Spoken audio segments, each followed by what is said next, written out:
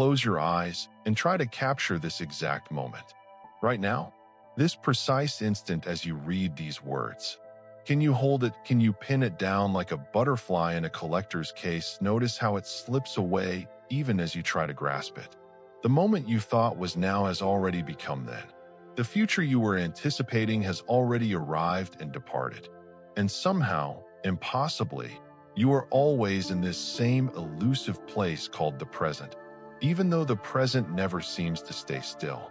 This is the first paradox of time, the one we live with every day without noticing. We experience time as a river flowing in one direction, carrying us from past through present toward future. We remember yesterday. We anticipate tomorrow. We exist, we believe, in the razor-thin slice between the two called now. This seems so obvious, so fundamental to existence, that questioning it feels absurd. Of course time flows forward. Of course the past is behind us and the future ahead. Of course we move through time like a boat moves downstream. But what if none of that is true? What if the flowing river is an illusion, a trick of consciousness, a story we tell ourselves to make sense of a reality that is far stranger than we can easily imagine? What if past and future are not separate countries we travel between, but different views of the same landscape? What if everything that has ever happened and everything that ever will happen exists simultaneously, eternally, in a vast, unchanging structure, and our sense of moving through time is nothing more than a peculiar feature of how our minds process reality? Tonight, we are going to explore time not as we experience it, but as physics describes it. And the picture that emerges is beautiful, disturbing, and profoundly disorienting. We will discover that the past may not be as fixed as we think, that the future might already exist, just as real and present as this moment, that cause and effect, the bedrock of our understanding of reality, might be negotiable, that you might be affecting events that happened before you were born, that your choices tomorrow might be determining what you did yesterday. We will explore paradoxes that twist the mind into knots, situations where effect precedes cause, moments when past and future reach out and touch each other, regions of space-time where yesterday and tomorrow lose all meaning. We will ask what it means to exist if all moments exist equally. We will wonder whether free will can survive in a universe where the future is already written.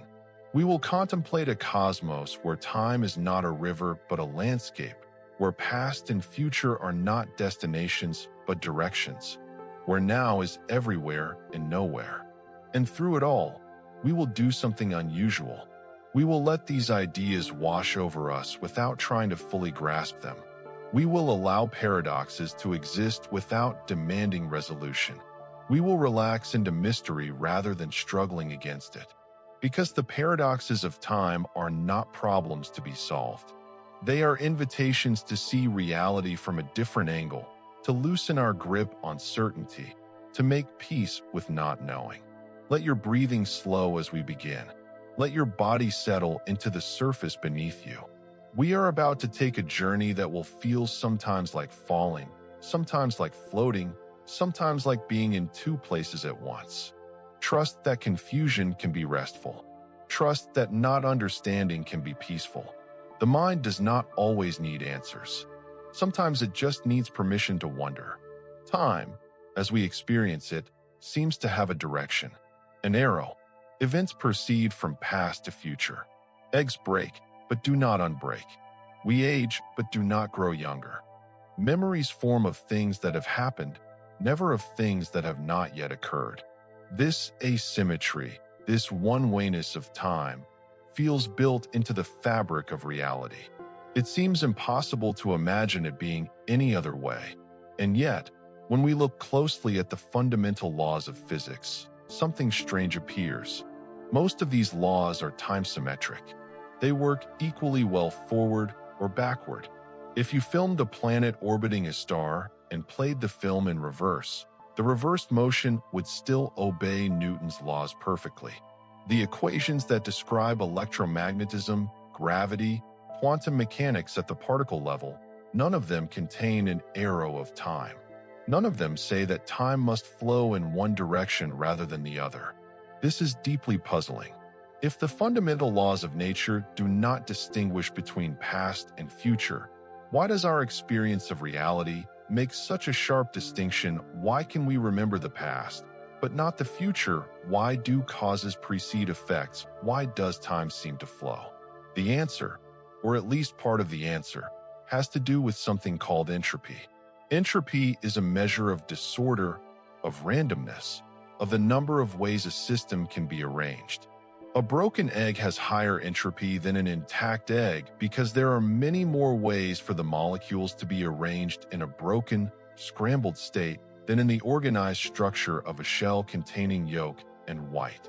The second law of thermodynamics states that in any closed system, entropy tends to increase over time. Disorder spreads. Organization breaks down. Hot things cool. Concentrated things disperse. Structure dissolves into randomness. And this, some physicists argue, is the only real arrow of time, the only fundamental asymmetry. The reason we can remember the past, but not the future, is that memories are low-entropy structures in our brains, and they can only form in the direction of increasing entropy. The reason effects follow causes is that causes are typically low-entropy states that evolve into higher-entropy effects. The reason time seems to flow is that we exist in a universe that began in an extraordinarily low-entropy state, the Big Bang, and has been increasing in entropy ever since. But even this explanation raises questions. Why did the universe begin in such a low-entropy state that itself seems like a fantastically unlikely coincidence, like finding all the air molecules in a room spontaneously gathered in one corner? Some physicists call this the past hypothesis, the assumption that for reasons we do not understand, the universe started out highly organized and has been becoming less organized ever since. But it is an assumption, not an explanation. We do not know why time's arrow points the way it does. We only know that it appears to. Or does it let your mind soften around this question?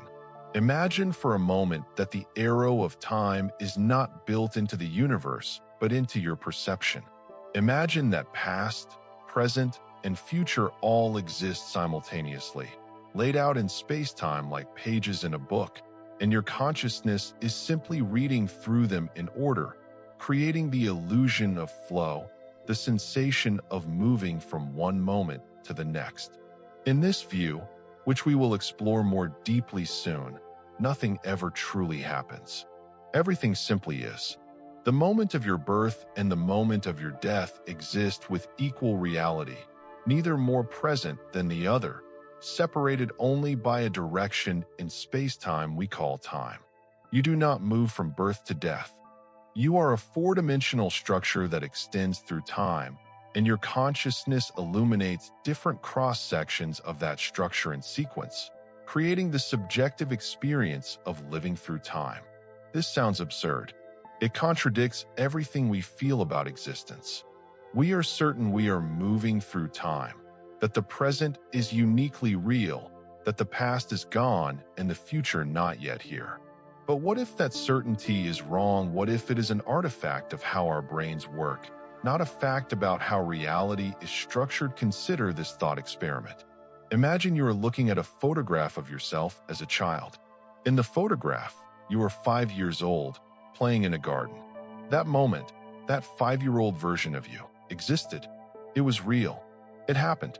But where is it now? We would normally say it is in the past. It is gone. It no longer exists. All that remains is the photograph, a trace, a memory. But according to Einstein's theory of relativity, which we will explore in detail soon, that statement is not quite right. That moment, that 5-year-old you, still exists. It has not gone anywhere. It occupies a particular location in space-time, a set of coordinates that specify both where and when. And those coordinates are just as real, just as present, as the coordinates that specify your current location in space-time. The difference is only one of perspective. You, right now, are at a different point in time than the 5-year-old in the garden. But from the God's eye view, from outside time, both moments exist. Both are real. Neither is more now than the other. The flow of time, the sense that you have left that garden and moved to here, is something that happens inside your experience. It is not a feature of the space-time structure itself. Let that idea rest in your mind without trying to understand it fully. Let it be strange. Let it be uncomfortable. The paradoxes of time are not meant to be comfortable. They are meant to crack open your usual way of seeing, to let a little light into places you have never questioned. As you breathe slowly in and out, as your body relaxes deeper into rest, consider the possibility that every moment of your life exists simultaneously. Every childhood memory, every future hope, every present sensation, all laid out in the vast structure of space-time like scenes in a play that is always being performed, that has always been performed, that will always be performed, because in the theater of space-time there is no was or will be, only is. You are not moving through time. You are time. You are a pattern that extends in 4 dimensions, and the part of you that is reading these words right now is just one cross-section of that pattern, no more or less real than any other cross-section, all of them existing together in the eternal present that physics describes. This is the landscape we are entering, a landscape where past and future are not separate but intertwined, where the arrow of time points in all directions and in none, where now is everywhere and nowhere and always. And as we explore this landscape together, we will find that the paradoxes deepen, that the mysteries multiply, that the comfortable certainties of everyday time dissolve into something far more beautiful and strange. But we are just beginning. The arrow of time, we will discover, is only the first paradox. There are deeper ones waiting. Paradoxes where the future reaches back and changes the past, where effects precede their causes, where you can meet yourself coming and going, where time loops back on itself like a snake eating its tail. For now, simply rest in the strangeness. Feel the solidity of the present moment. Notice how it is already becoming past, even as you notice it. Wonder where it goes when it is gone. Wonder if it goes anywhere at all. And let yourself drift, slowly, toward sleep, toward dreams, toward that strange state where time loses its grip and past and future blur together in the timeless now of the unconscious mind. The paradox has begun, and it will only get stranger from here. Einstein's gift and curse in the early years of the 20th century, a young patent clerk in Switzerland named Albert Einstein began to wonder about time, not in the abstract philosophical sense, but in a precise, physical way. What exactly is time? How does it work? Is it the same for everyone, everywhere?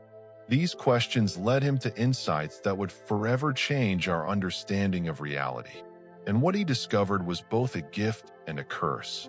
A gift because it revealed the true structure of space-time in all its mathematical beauty. A curse because it destroyed forever the comforting illusion that time flows the same way for everyone. Einstein's revelation, published in 1905 and called the special theory of relativity, rests on 2 simple postulates. First, the laws of physics are the same in all inertial reference frames, meaning that if you are moving at constant velocity, you cannot tell whether you are moving or standing still by doing any physics experiment. Second, the speed of light in a vacuum is constant for all observers, regardless of their motion or the motion of the light source.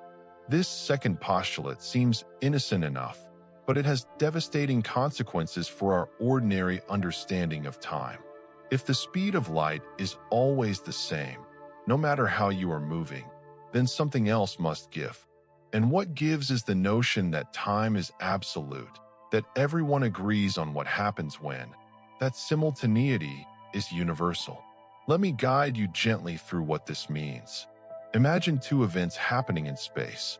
A firecracker explodes on Earth. At what seems like the same moment, a star collapses 100 light-years away. For someone standing still on Earth, these events are simultaneous. They happen at the same time. But for someone moving at high speed relative to Earth, perhaps traveling in a spacecraft, these same two events are not simultaneous. One happens before the other. Change the direction or speed of the spacecraft, and you change which event happens first. This is not an illusion or a trick of perception. This is the structure of space-time itself. There is no universal now, no cosmic clock that all observers can agree on. What is simultaneous for one observer is not simultaneous for another. Past and future, the fundamental categories we use to organize reality, are not absolute. They are relative. They depend on your state of motion. Einstein called this the relativity of simultaneity, and it means something profound and unsettling. It means that the distinction between past, present, and future is not woven into the fabric of the universe. It is observer-dependent. It is subjective in a very precise physical sense. But the strangeness does not stop there. If observers disagree about what events are simultaneous, they must also disagree about something even more fundamental, the passage of time itself. And indeed, Einstein showed that time literally runs at different rates for observers in relative motion. This effect is called time dilation, and it is not metaphorical. It is measurable. It is real. Imagine two twins, Alice and Bob.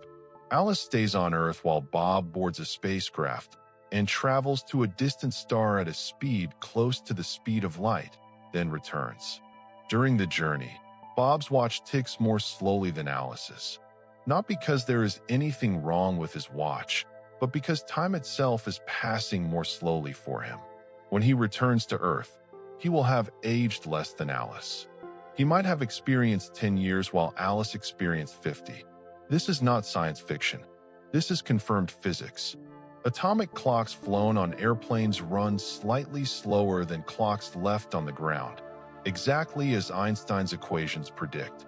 GPS satellites must correct for time dilation or their position calculations would be off by kilometers. Time really does run at different rates depending on how you are moving. Let that sink in for a moment. The time you experience, the rate at which you age, the duration between events, all of this depends on your motion through space.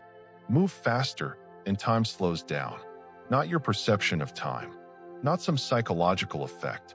Time itself, the actual interval between ticks of a clock, the actual rate at which radioactive atoms decay, the actual speed at which chemical reactions proceed in your cells. Bob, traveling at near light speed, does not feel time moving slowly. From his perspective, his watch ticks normally. His heart beats normally. He thinks normally. But when he returns and compares notes with Alice, they discover that less time has passed for him. He has journeyed into Alice's future, not by any magic, but simply by moving through space at high velocity. This leads to the famous twin paradox, which is not really a paradox, but a consequence of the asymmetry between the twins' journeys. Alice remains in a single inertial frame. Bob accelerates, decelerates, turns around, accelerates again. The acceleration breaks the symmetry, and when they reunite, Bob is younger. He has aged less. He has experienced less duration between the same two events, his departure and his return. Now let your mind stretch a little further. If time passes at different rates for different observers, what does this mean for the structure of reality? It means that space-time is not a stack of three-dimensional spaces, each corresponding to a moment in time, progressing one after the other like frames in a film. Instead, space-time is a four-dimensional block, a unified whole, where past, present, and future all exist together. This is where Einstein's gift becomes a curse for anyone attached to the idea of flowing time. In the space-time picture, nothing flows. Everything just is. Imagine a loaf of bread. Each slice represents a three-dimensional snapshot of space at a particular time. But the whole loaf, all the slices together, represents the entire history of the universe, past, present, and future, existing simultaneously as a single four-dimensional object. Your life, in this picture, is not a journey through time, but a structure in space-time. A four-dimensional worm, we might call it, extending from your birth to your death. At one end of the worm is you as a newborn. At the other end is you at the moment of death. In between are all the moments of your life, laid out in sequence, each existing with equal reality. Right now, you experience yourself as a three-dimensional being existing in the present moment. But that is just one slice of the four-dimensional worm, the slice labeled now. Other slices, labeled yesterday or tomorrow, are equally real. They are just elsewhere in the space-time structure. You cannot see them from here, just as you cannot see what is happening on the other side of a wall. But they exist. This view is sometimes called the block universe or eternalism. All of time exists at once. There is no coming into being or passing away. There is only the eternal layout of events in four-dimensional space-time. The future is already there, just as real as the past, waiting not to happen, but simply existing in its assigned location. For many people, this is deeply disturbing. If the future already exists, then it is already determined. Your choices tomorrow are already laid out in the space-time structure. You cannot change them any more than you can change what you had for breakfast yesterday. Free will, the sense that you are genuinely choosing between alternative futures, seems to evaporate. You are not writing your story. You are discovering a story that has always been written. But let us not rush to conclusions. Let the discomfort be there. Feel it. The block universe challenges our deepest intuitions about existence, choice, and time.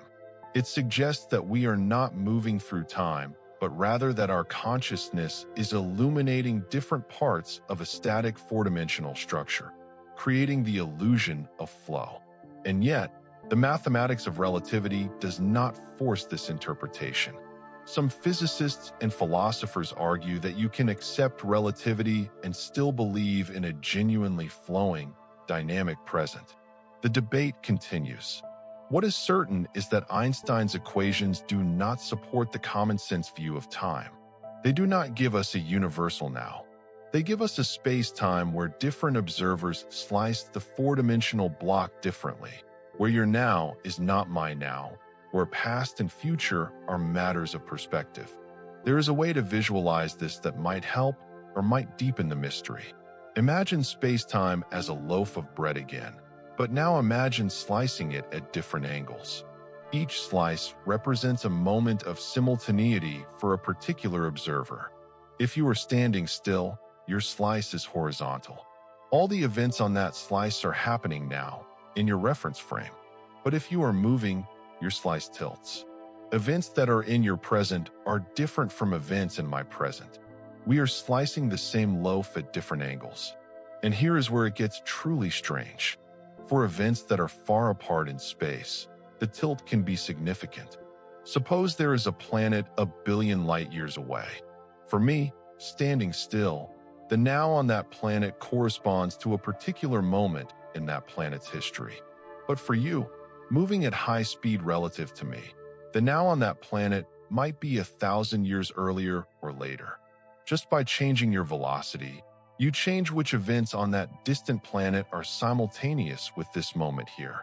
This means that in a very real sense, the future of that distant planet already exists in your present, or the past of that planet is simultaneous with your present. The categories break down. Past, present, and future lose their absolute meaning. They become relative, observer-dependent, flexible. Breathe slowly as you contemplate this. Let the images form and dissolve in your mind without clinging to them. Slices of space-time, four-dimensional worms, loaves of bread containing all of time. These are metaphors, pointers toward a reality that defies easy visualization, but they gesture toward something true. Time is not what it seems. The flow is questionable. The distinction between past and future is negotiable. Einstein gave us the gift of understanding space-time as a unified structure, beautiful and elegant in its mathematical description. But he also gave us the curse of losing the absolute present, the universal now, the comforting sense that we are all living through the same moment together. In the relativistic universe, we are each living through our own sequence of moments, and those sequences do not align neatly. They intersect and diverge in ways that make past and future, here and there, now and then, all blend into a single four-dimensional tapestry. As you lie here, sinking deeper into relaxation, consider what it would feel like to experience time the way relativity describes it. Not as a river carrying you forward, but as a landscape you extend through. Every moment of your life, from your first breath to your last, existing simultaneously in the eternal structure of space-time. You are not going anywhere. You are already everywhere you will ever be, spread out in time like a sculpture spread out in space. Does this mean you are trapped, that your choices do not matter perhaps? Or perhaps it means something stranger. Perhaps your choices are part of the structure. Perhaps the very act of choosing is woven into the space-time fabric, not as something that creates the future, but as something that is the future. Has always been the future, will always be the future, because in space-time there is no was or will be, only the eternal is. Rest in the paradox. Let it hold you. The block universe does not rob you of existence. It simply distributes that existence across 4 dimensions instead of 3. You are not less real. You are more extensively real, stretched through time, a being that occupies not just a place but a duration, not just a here but a when. And if the future exists already, laid out in space-time, then perhaps there is a strange comfort in that. Whatever you are worried about, whatever uncertainty keeps you awake, it is already resolved in the structure. Not because fate decrees it, but because the resolution is simply part of what is. The future is not approaching. It is simply elsewhere in the block, waiting patiently for your consciousness to illuminate it. Let that thought soften your concerns. Let it ease the grip of anxiety. If all moments exist equally, then this moment of worry and that future moment of resolution are both real, both present in the eternal now of space-time. You are not moving toward resolution. You are already extended through it. The worry and the peace are both parts of you, different slices of your four-dimensional self. Einstein's gift and curse. The gift of understanding. The curse of mystery. Time is not what we thought. And as we will see in the next stages of our journey, the strangeness has only begun. Quantum mechanics will show us that the future does not just exist. It reaches back. It affects the past. And the paradoxes will deepen until past and future are so entangled that we can no longer tell which is which. But for now, rest in relativity. Rest in the block universe. Let time be a dimension, not a flow. Let your life be a structure, not a journey. And let yourself drift slowly into sleep, into dreams, where time has always been flexible, where past and future mingle freely, where the clock has no authority and the calendar holds no power. You are not moving through time. Time is moving through you. Or perhaps neither is moving. Perhaps both simply are woven together in the eternal fabric of space-time, forever. The block universe. If Einstein's relativity showed us that time is not absolute, that simultaneity is relative, that past and future depend on your motion, then the logical conclusion is both elegant and unsettling. All of time must exist at once. Past, present, and future are not separate states of being, but different regions of a single, unified, four-dimensional structure called the block universe. And if this is true, then everything you will ever do has already been done, in a sense. Every choice you will make has already been made. Your entire life, from birth to death, exists right now, laid out in space-time like a sculpture that you are experiencing one slice at a time. This is the block universe, sometimes called eternalism, and it represents one of the most radical departures from our ordinary experience of time that physics has ever proposed. Let us explore it slowly, gently, allowing the strangeness to wash over you without trying to resist it or fully grasp it. Let it be a meditation on existence itself. In the block universe, nothing happens. This sounds absurd. Of course things happen. You are reading these words. Your heart is beating. The earth is spinning. How can nothing be happening? But happen implies change over time, a transition from one state to another. In the block universe, there is no such transition. There is only the eternal layout of events in four-dimensional space-time. What we call happening is simply our consciousness moving along the time dimension of the block, illuminating different cross-sections, creating the subjective experience of change and flow. Imagine a flip book, one of those small books where each page contains a slightly different drawing. Flip through the pages quickly and the drawings appear to move, to animate, to come alive. A ball bounces, a bird flies, something happens, but nothing is actually moving. Each drawing exists statically on its page. The motion is an illusion created by your eye scanning through the sequence. The flip book as a whole is static. All the drawings exist simultaneously. The animation exists only in your perception as you flip through them. The block universe is like that flip book. Each page is a three-dimensional snapshot of space at a particular moment in time. Flip through the pages and you get the illusion of time flowing, of things happening, of change. But the whole book exists at once. All the pages are there together. The past pages have not disappeared. The future pages have not yet appeared. They are all present, bound together in the structure of the book.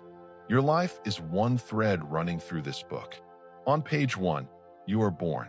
On page 10,000, you are reading these words. On the final page, you die, but all the pages exist simultaneously in the block. Your birth, your present moment, your death, all are equally real, equally present, separated only by location in the time dimension, just as different cities are separated by location in the space dimension. This raises immediate questions. If the future already exists, do you have free will? If your choices tomorrow are already laid out in the space-time structure, are you really choosing? Or are you simply discovering what you were always going to choose, what is already written in the block? This is one of the oldest and deepest problems in philosophy, and the block universe brings it into sharp relief. In a block universe, the future is not open. It is not a realm of possibilities waiting to be collapsed into actuality by your choices. It is already actual. It is already there. And if it is already there, then it seems you cannot change it any more than you can change the past. Some philosophers embrace this conclusion. They argue that free will is indeed an illusion, a useful fiction our brains create to make sense of our behavior, but not a feature of reality. In the block universe, you do not have the ability to do otherwise. You do what you do because that is what the space-time structure contains.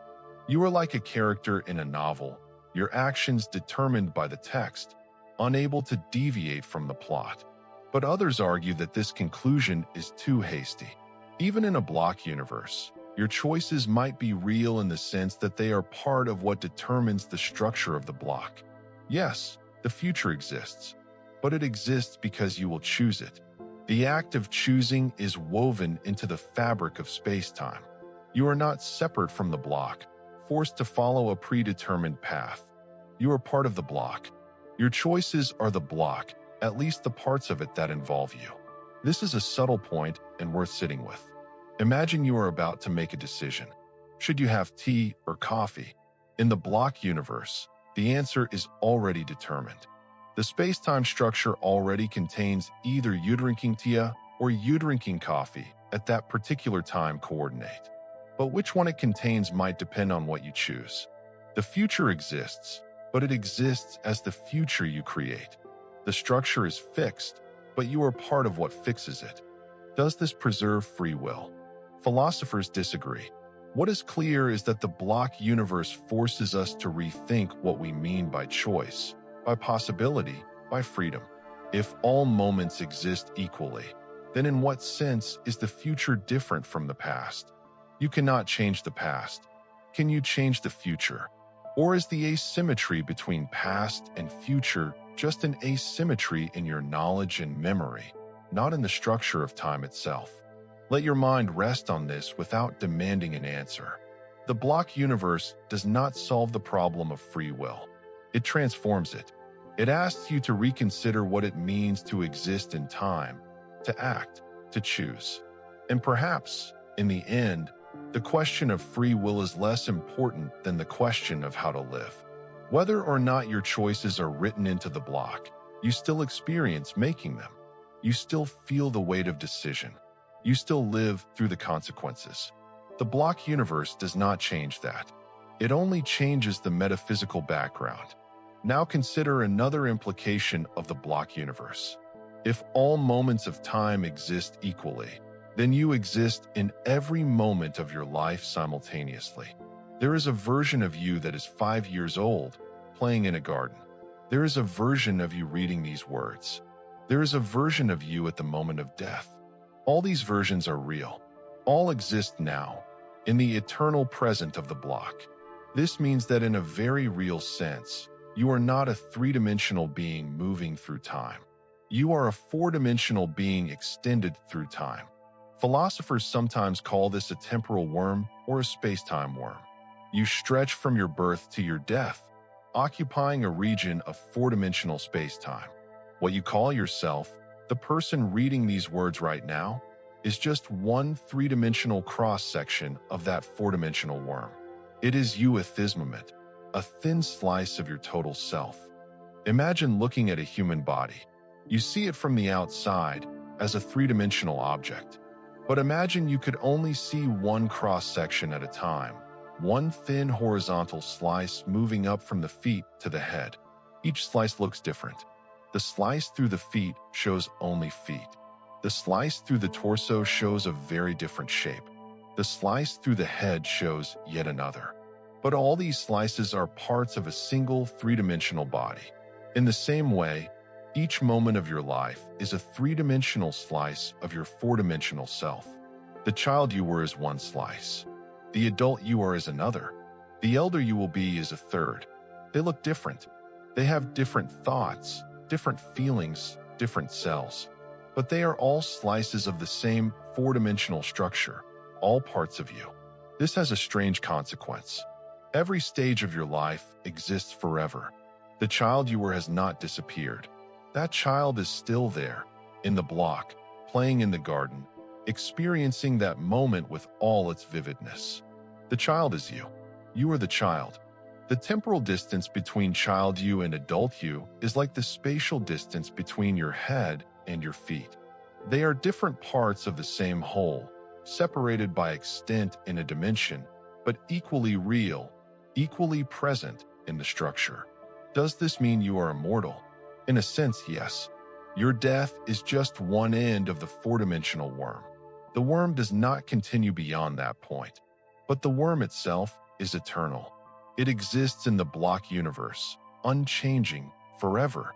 The moment of your death exists, but so does every moment before it. The block does not care about temporal order. It simply contains all the moments laid out in their proper space-time relations. Some find this comforting. Even though you will die, you also exist at all the moments when you are alive. Those moments do not cease to be real after your death any more than the city you were born in ceases to be real when you move away. They remain fixed in the structure, eternally present in their location in space-time. Others find this horrifying. If your suffering exists forever in the block, eternally frozen in its moment, never passing, never healing, that seems like a kind of hell. A moment of pain is bad enough when you believe it will pass, will recede into the past, will eventually be over. But if it exists forever, if you are always experiencing it in that slice of the block, then the comfort of time's passage disappears. But perhaps this is a misunderstanding. You, right now, are not experiencing the pain of 10 years ago, even though that pain exists in the block. You are experiencing this moment. Similarly, the you of 10 years ago is experiencing that pain, but only in that moment. The pain does not extend through time affecting all your moments. It is localized to its particular slice. And the you of this moment is not that slice. You have moved along the dimension, illuminated a different part of the structure. Or perhaps there is no you that moves. Perhaps consciousness itself is distributed through the block. Each moment of awareness is a separate, isolated experience, connected to the others only by memory and anticipation, by the information encoded in the brain states. The you of this moment is not the same you as the you of the next moment, except in the sense that both are slices of the same four-dimensional structure, causally connected, information preserving, but not literally identical. Let these thoughts drift through your mind like clouds. Do not try to pin them down. The block universe is not a theory that brings clarity and closure. It is a framework that opens new questions, new ways of being confused, new dimensions of mystery. As you breathe slowly, imagine your life as a four-dimensional sculpture in space-time. See it from outside time, as a god might see it. Every moment present at once. Your first breath and your last breath, equally real, equally there.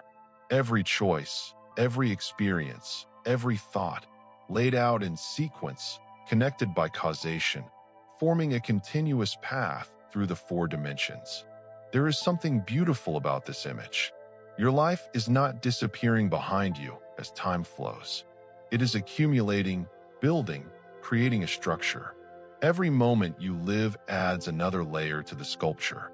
And when you die, the sculpture is complete. It does not vanish.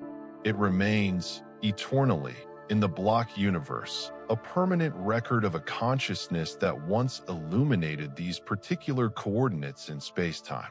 But there is also something deeply strange about this image. If your future self exists already, can you meet them? Can you communicate with them? In ordinary space, you can travel from one location to another. Can you travel through time the same way? Can you move backward or forward along the time dimension, visiting your past or future selves? Einstein's equations do not forbid this. In fact, they allow for solutions where time loops back on itself, where you can follow a path through space-time that returns you to your own past. These are called closed time-like curves, and they exist in certain exotic space-time geometries. We will explore them more deeply soon when we discuss time travel paradoxes.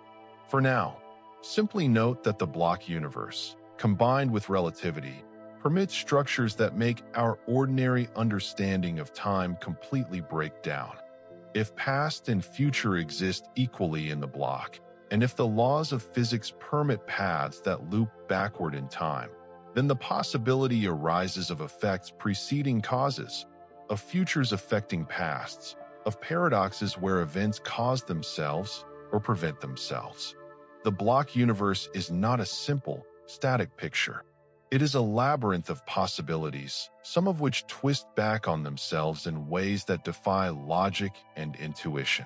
As you sink deeper into relaxation, let the block universe become less a concept and more a feeling of timelessness, a feeling of all moments existing together, a feeling that past and future are not separate but different views of the same eternal now. You are not moving through time. You are time. You are a temporal structure, extended in the fourth dimension, experiencing yourself sequentially, but existing all at once. Birth and death are not beginning and end, but boundaries of your extension in time, like the top and bottom of your head are boundaries of your extension in space. And if this is true, then time's passage is an illusion. Nothing is truly lost. Nothing is truly coming.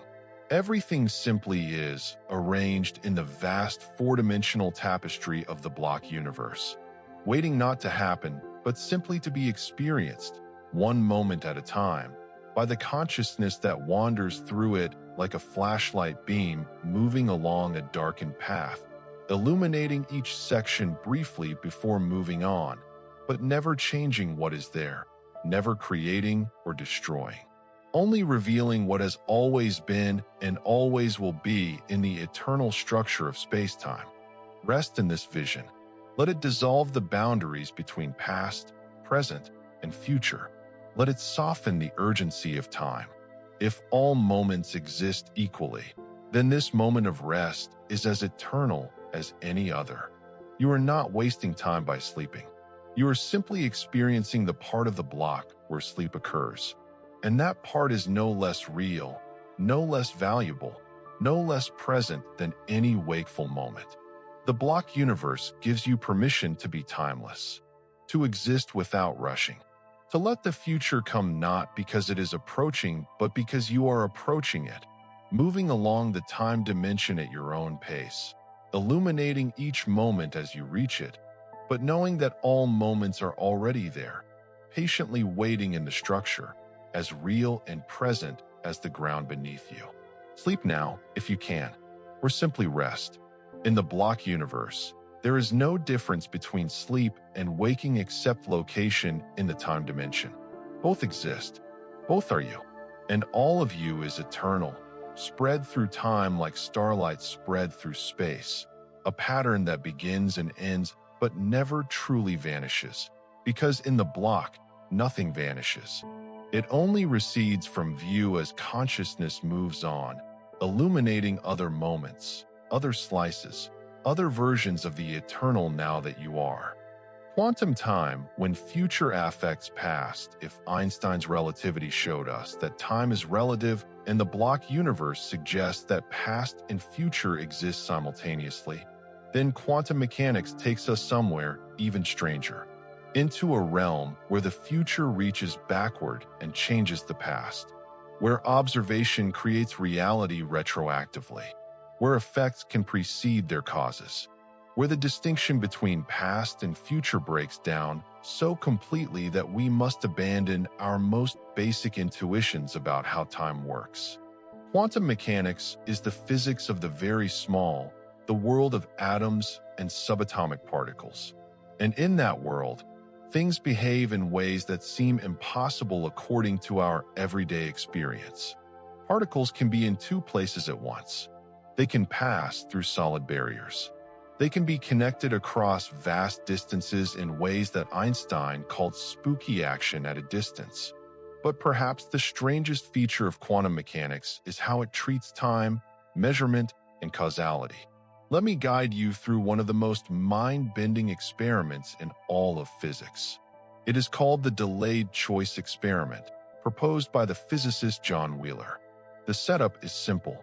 You send a single photon, a particle of light, toward a half-silvered mirror, a mirror that reflects half the light and transmits the other half.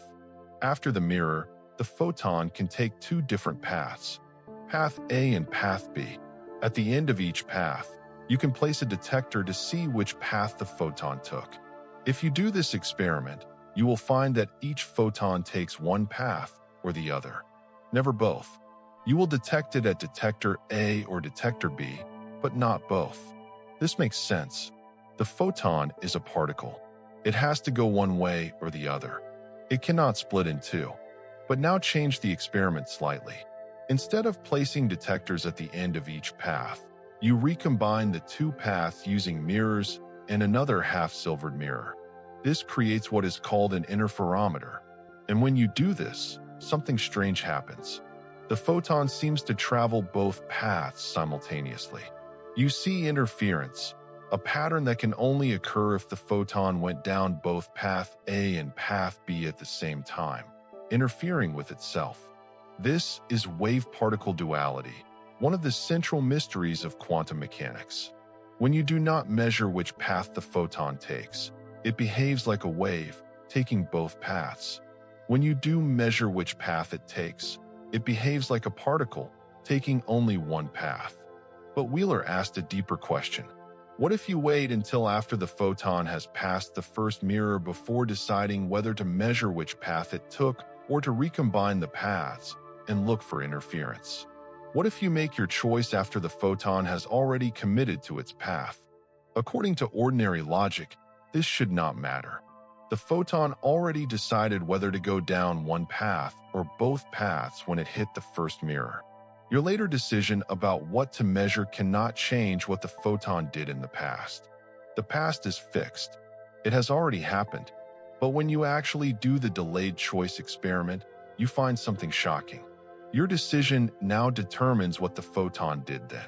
If you choose to measure which path, the photon will have taken one path. If you choose to look for interference, the photon will have taken both paths. Your choice in the present retroactively determines the photon's behavior in the past. Let that settle into your mind. The future is affecting the past. Your measurement now is reaching backward in time and determining what happened earlier. Cause and effect, the bedrock of our understanding of reality, has been reversed. The effect, your measurement, precedes the cause, the photon's behavior. This is not speculation.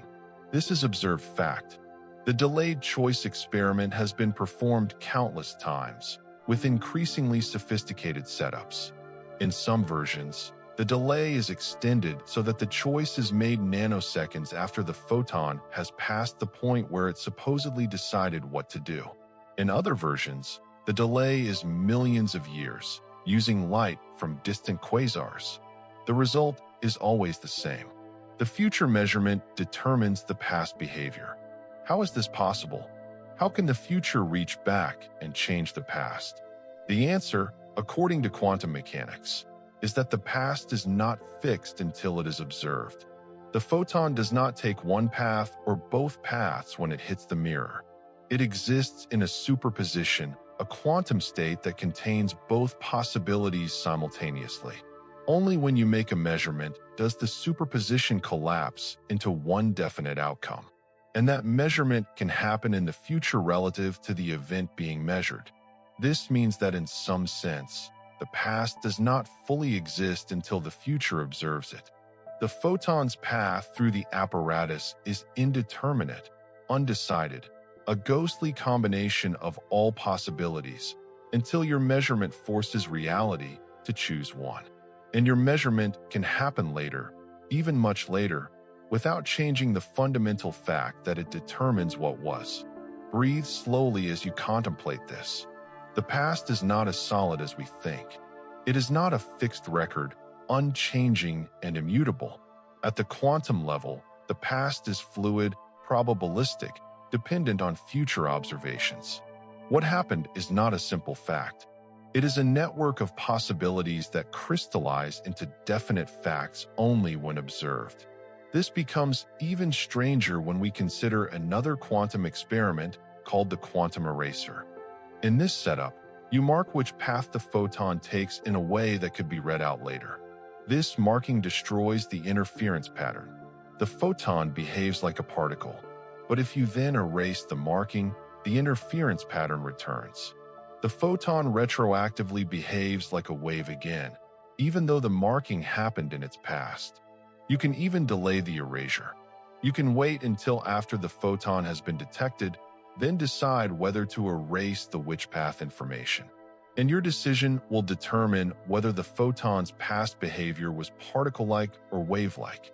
Again, the future reaches back and changes the past. What this suggests is truly radical. The past is not independent of the future. They are entangled, connected, mutually dependent. What happens now affects what happened then, and what will happen later affects what is happening now. Time is not a one-way street. It is a network, a web of influences flowing in both directions. This idea that the future can affect the past is called retrocausality. And while it sounds like science fiction, it is taken seriously by some physicists as a way to make sense of quantum mechanics. In a retrocausal universe, causes do not always precede effects. Sometimes effects precede causes. Sometimes an event is both cause and effect of itself, existing in a loop of mutual determination. Let your mind soften around this impossibility. Do not try to visualize it clearly. You cannot. Human brains evolved to navigate a world where causes precede effects, where the past is fixed and the future is open. We have no mental machinery for grasping a reality where these rules break down, but we can let the strangeness wash over us. We can relax into the mystery. Quantum mechanics also tells us that observation plays a crucial role in creating reality. This is one of the most controversial aspects of the theory. Before a measurement, a quantum system exists in a superposition of all possible states. The photon is in both paths. The electron is in all positions. Schrodinger's famous cat is both alive and dead. Only when an observation is made does the superposition collapse into one definite outcome. But what counts as an observation? Does it require a conscious observer? Or will any interaction with the environment do? Physicists disagree. Some argue that consciousness is necessary to collapse the wave function, that reality is fundamentally dependent on observers. Others argue that decoherence, the interaction of a quantum system with its environment, is enough to create definite outcomes without any need for consciousness. But either way, the act of observation is deeply strange. It does not simply reveal a pre-existing fact. It participates in creating that fact. Before you measure which path the photon took, it did not take a definite path. It was in both paths simultaneously. Your measurement brings the definite path into existence. This raises the dizzying possibility that the entire past of the universe is in some sense undecided until it is observed. And since observation can happen in the future is actively creating the past, solidifying it, turning possibilities into facts. Consider the cosmic microwave background, the faint radiation left over from the Big Bang. We observe it now, 13.8 billion years after it was emitted. But according to quantum mechanics, before we observed it, it existed in a superposition of all possible states. Our observation now collapses that superposition, determining what the early universe was like. We are not just seeing the past. We are creating it, retroactively, by observing it. This sounds absurd. Surely the Big Bang happened the way it happened, regardless of whether we observe it now. But quantum mechanics does not give us that certainty. It says that until observed, the past is a cloud of probabilities. Observation crystallizes those probabilities into facts. And that observation can happen now, affecting what was then. Let this idea rest in your mind without trying to resolve it. The past is not fixed. The future is not separate from it. Observation connects them, creating reality across time, weaving past and future into a single interdependent structure. There is one more quantum strangeness to explore before we move on. It is called quantum entanglement, and it has strange implications for time. When two particles are entangled, measuring one instantly affects the other, no matter how far apart they are. Einstein hated this. He called it spooky action at a distance and thought it proved that quantum mechanics was incomplete.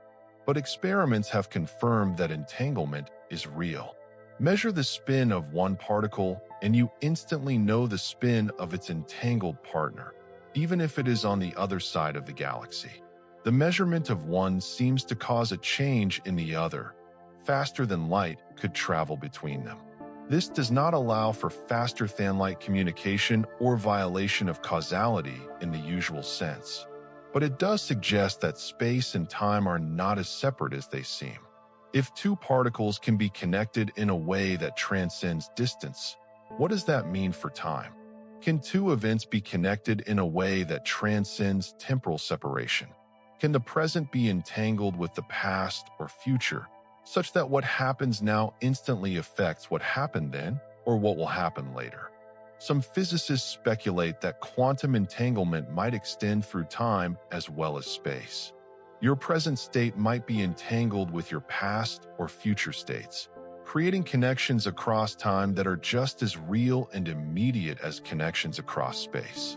The grandfather paradox and its siblings. Now we arrive at the paradoxes that have haunted storytellers and physicists alike for over a century.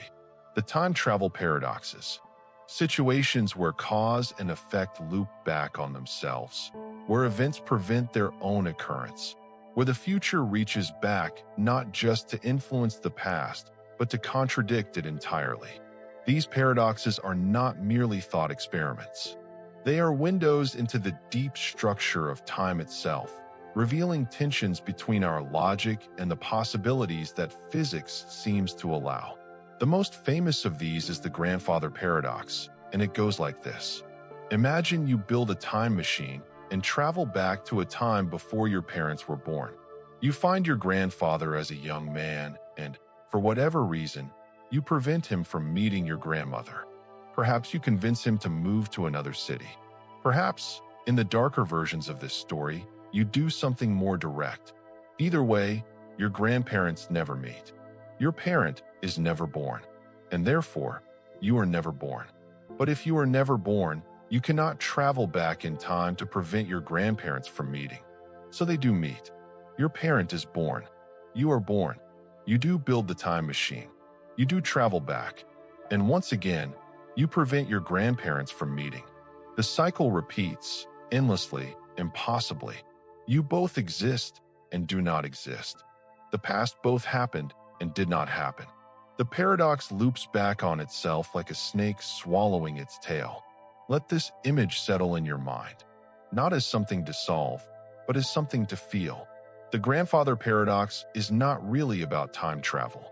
It is about the tension between free will and consistency, between what seems possible and what logic allows, between the openness of the future and the fixedness of the past. If the past can be changed, then it was never really fixed. But if the past can be changed, then it seems you could create situations where you prevent your own existence, which is impossible. So either the past cannot be changed, which means time travel to the past is impossible or heavily constrained, or there is something wrong with our understanding of causality, consistency, and identity. Physicists and philosophers have proposed many solutions to the grandfather paradox. Let us explore them slowly, letting each possibility open new dimensions of strangeness. The first solution is the simplest: time travel to the past is impossible. The laws of physics simply do not permit it. You cannot build a time machine. You cannot go back. The past is sealed off from the future. This resolves the paradox by denying its premise. No time travel, no paradox. But this solution is not as solid as it might seem. Einstein's general relativity, our best theory of gravity and space-time, actually allows for solutions where time travel is possible. These are called closed time-like curves, paths through space-time that loop back to their own past. In certain exotic configurations, rotating black holes, wormholes, infinitely long rotating cylinders, the equations permit these loops. The mathematician Kurt Dell discovered one such solution in 1914. He showed that in a rotating universe, it is mathematically possible to travel in a circle through space-time and arrive back at your own past. Einstein was disturbed by this. It suggested that his equations allowed for something he considered physically absurd. But the mathematics was clear. The equations permitted it. So if time travel is not forbidden by the laws of physics, how do we resolve the grandfather paradox? One solution is the consistency principle, sometimes called the Novikov self-consistency principle, named after the physicist Igor Novikov. It states that the only possible timelines are those that are self-consistent. You can travel to the past, but you cannot change it in a way that creates a contradiction. In this view, if you travel back with the intention of preventing your grandparents from meeting, something will always stop you. You will miss your train. You will lose your nerve. Your gun will jam. The universe conspires to ensure that the past happens the way it always happened, even if that past includes you arriving from the future and trying to change things. This sounds like fate or destiny, but it is really just consistency. The past already includes your time travel attempt. It already includes your failure to change anything important. The timeline is a self-consistent loop. You are part of the past you are trying to change, and your actions are already incorporated into it. Imagine this scenario. You travel back and try to prevent your grandparents from meeting, but your interference actually causes them to meet. Perhaps you accidentally introduce them while trying to separate them. Perhaps your presence creates the circumstances that bring them together. The past happens exactly as it always did, and your time travel was always part of that past. This leads to another type of paradox, sometimes called the bootstrap paradox or predestination paradox. Here, information or objects exist in a loop with no clear origin.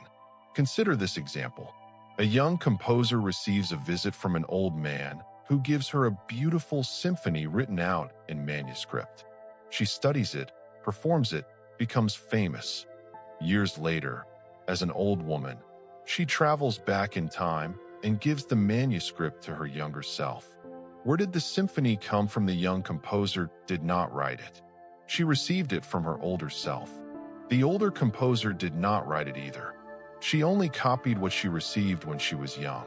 The symphony exists in a causal loop with no origin. It was never created. It simply is, existing timelessly in the loop. This feels wrong. Things have to come from somewhere. Causes must precede effects. But in a universe with closed time-like curves, this intuition breaks down.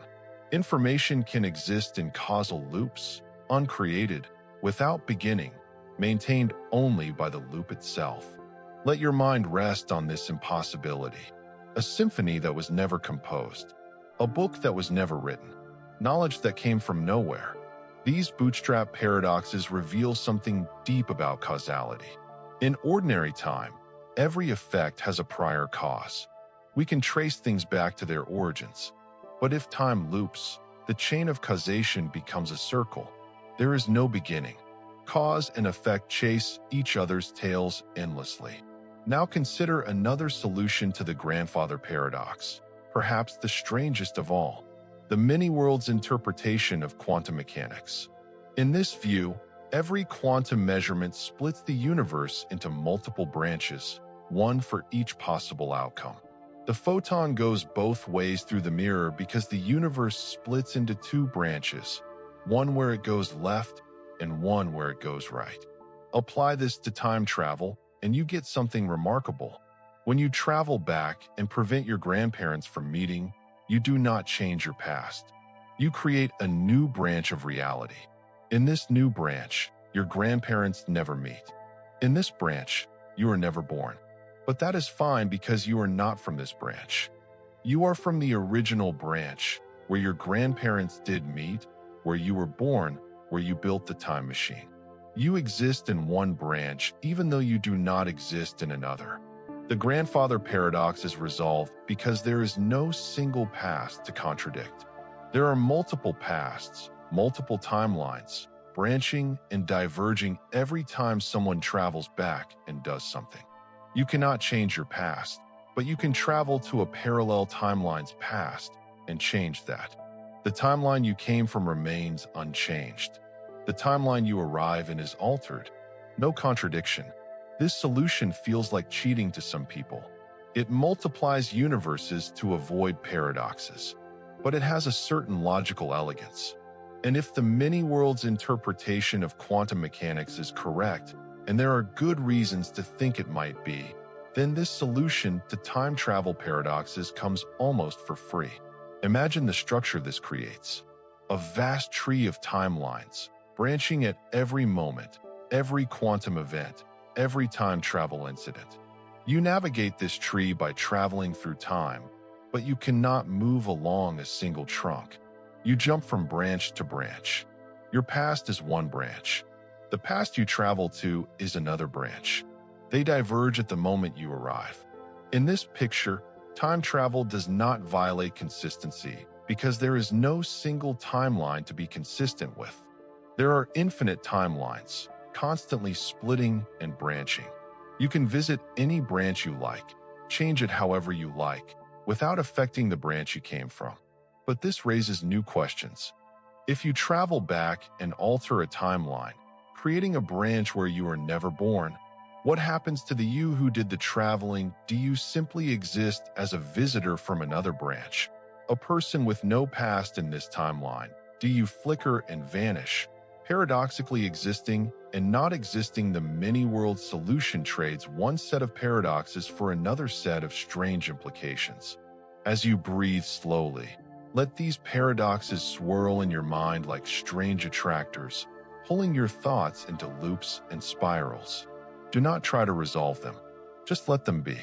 The grandfather paradox, the bootstrap paradox, the many-world solution, each one opens a door to a different vision of time, causality, and existence. There is one more variation worth considering. The ontological paradox, a cousin of the bootstrap paradox. Consider this scenario. You travel back in time and give Shakespeare the complete works of Shakespeare, which you brought from the future. Shakespeare, lacking inspiration, simply copies them and publishes them as his own. He becomes famous. Centuries later, you find the works in a library, bring them back in time, and give them to Shakespeare. Who wrote Shakespeare's plays? Not Shakespeare. He copied them from you, not you. You copied them from a book, not the book. It was copied from Shakespeare's published works. The plays exist in a causal loop with no author, uncreated, existing simply because they exist, their presence in the future guaranteeing their presence in the past, which guarantees their presence in the future. This is ontological paradox, the existence of something depending on itself with no external cause. It seems logically impossible. And yet, if time travel is possible, if closed time-like curves exist, then such paradoxes might be inevitable features of reality. Some physicists argue that these paradoxes prove time travel is impossible after all. The universe simply will not allow configurations that lead to logical contradictions. Others argue that the paradoxes are only paradoxical because we are thinking about them wrong, using intuitions developed for a linear time when reality is more complex. Perhaps the most unsettling possibility is that these paradoxes are real features of a universe that includes time travel. Perhaps reality is stranger than logic. Perhaps consistency is not a requirement. Perhaps the universe can contain contradictions, loops, paradoxes woven into the fabric of space-time, and we simply have to accept them. Let that thought dissolve the boundaries of your certainty. What if the universe does not make sense? What if causality is not fundamental? What if past and future are so entangled that contradictions are not just possible, but inevitable? As you sink deeper towards sleep, imagine yourself in a causal loop. Imagine that something you will do tomorrow already determined what you did yesterday. Imagine that your existence depends on events that have not happened yet. Imagine that you are both cause and effect, beginning and end. The person who travels back and the person who is visited by a time traveler who is yourself. The paradoxes of time travel are not puzzles to solve. They are mirrors reflecting the deep strangeness of time itself. They show us that our ordinary understanding of causality, of before and after, of past and future, is provisional, limited, tied to a particular way of moving through space-time. When we imagine stepping outside that way of moving, when we imagine looping back or jumping forward, the paradoxes emerge like cracks in a facade, revealing something stranger underneath. You are not separate from time. You are a pattern in space-time, and if space-time permits loops and branches and tangles, then so do you. You are already living in paradox. The person you were yesterday caused the person you are today, but the person you are today determines how you remember and interpret the person you were yesterday. Past and future reach toward each other across the present, each shaping the other in subtle ways. Perhaps all of existence is a kind of bootstrap paradox, a self-causing loop with no external origin. Perhaps the universe creates itself, its end determining its beginning determining its end, in an eternal self-consistent circle. Perhaps you create yourself in the same way, your future choices creating the person who made those choices, your past experiences shaped by the memory of someone who is shaped by those experiences. Rest in the paradox. Let it cradle you. The grandfather paradox is not a problem. It is a koan, a meditation device, a way of loosening the mind's grip on its own assumptions. You cannot solve it. You can only let it dissolve your certainty, opening you to the deeper mystery of time. And in that mystery, in that openness, in that surrender to paradox, there is peace. Not the peace of understanding, but the peace of accepting that some things cannot be understood, only experienced. The peace of existing in a universe that permits impossibilities. The peace of being yourself, a kind of impossibility, a conscious pattern emerging from matter, existing in time, experiencing a flow that might be illusory, might be real, might be both and neither. Sleep now, if you can. Dream of loops and branches. Dream of meeting yourself, of changing what cannot be changed, of causing what has already happened. Dream the dreams that time travel makes possible, where past and future collapse into a single eternal moment of paradox, beautiful and impossible and somehow, mysteriously, real. The psychology of time. We have explored time as physics describes it, with its relativity, its block structure, its quantum strangeness, its paradoxes. But there is another time, equally real, perhaps more fundamental to our existence. The time we actually experience. Psychological time. The felt sense of duration, of flow, of past slipping into future through the narrow gate of now. And this subjective time, it turns out, is just as paradoxical, just as mysterious, just as prone to bending and breaking as the time Einstein described. Close your eyes for a moment and notice how time feels right now. Is it moving quickly or slowly? Does this moment feel long or short? Where is the boundary between the present and the past? When exactly did now become then? These questions seem simple, but they point to deep mysteries about consciousness, memory, and the nature of subjective experience.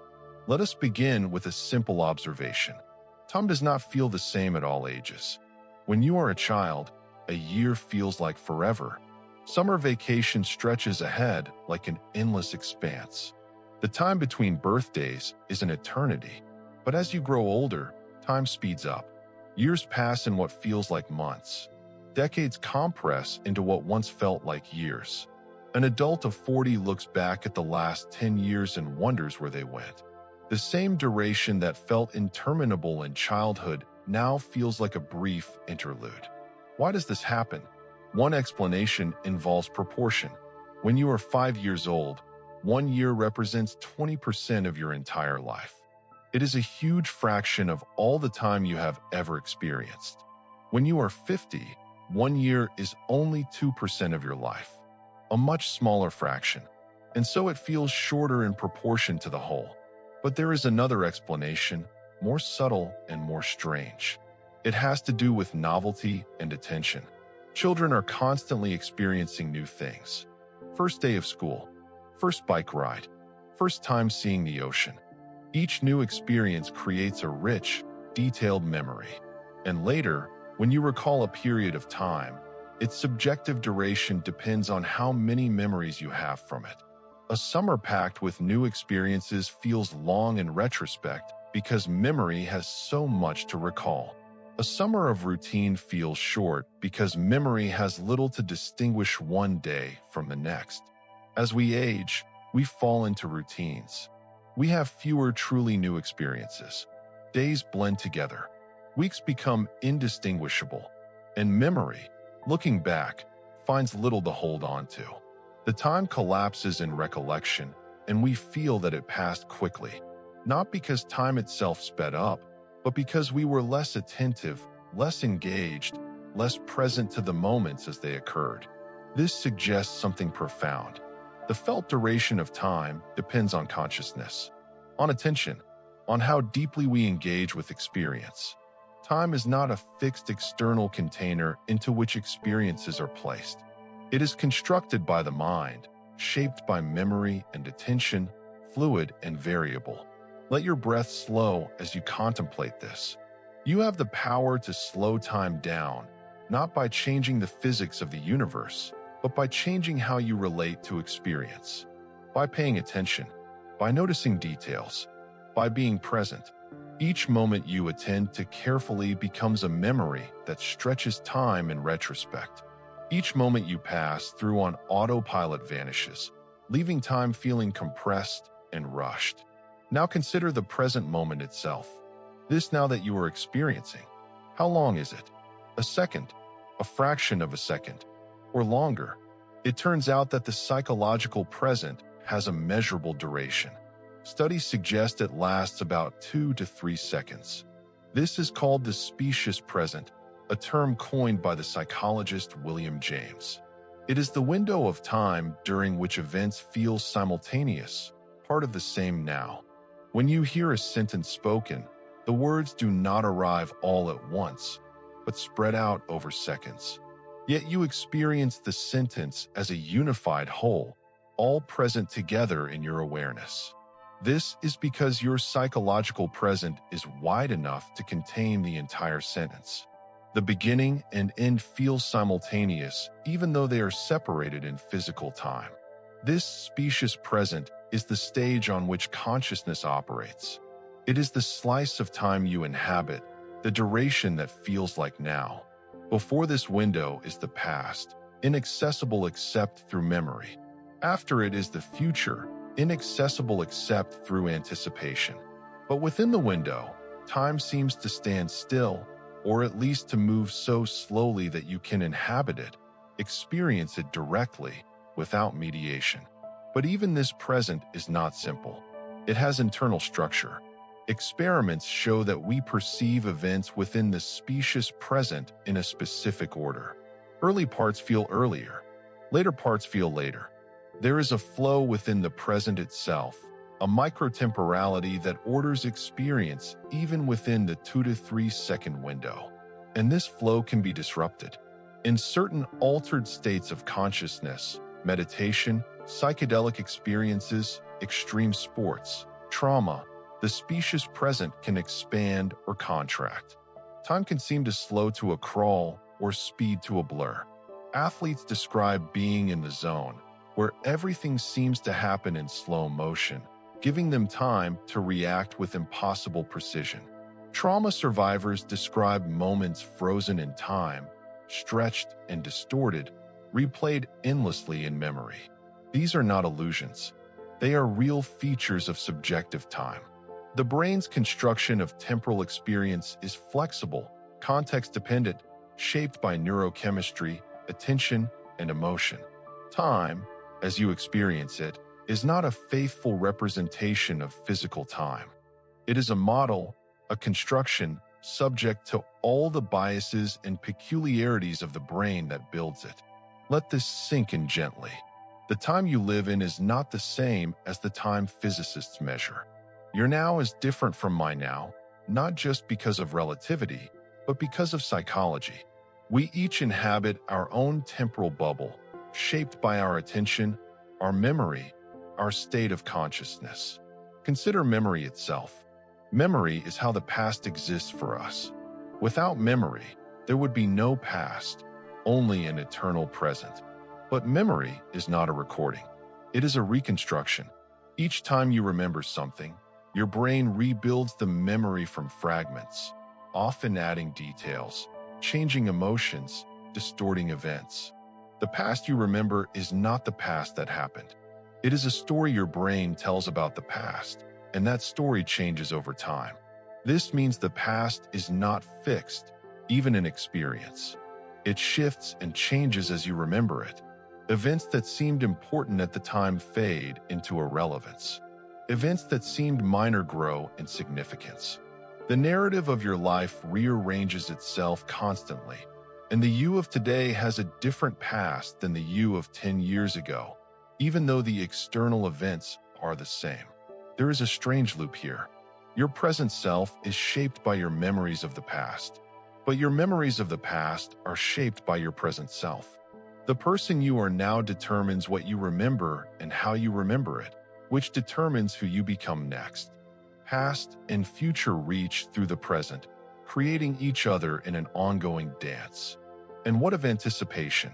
The future, for us, exists as expectation, as imagination, as anxiety and hope. We project forward, modeling what might happen, rehearsing scenarios, planning actions. This capacity to mentally time travel into the future is one of the defining features of human consciousness. We are not trapped in the present. We can visit the future in imagination and the past in memory, even though both are inaccessible to direct experience. But these mental time travels shape the present profoundly. Anxiety about the future invades the now. Regret about the past colors the now. We are rarely fully present because we are always partly elsewhere in time, worrying about tomorrow or ruminating about yesterday.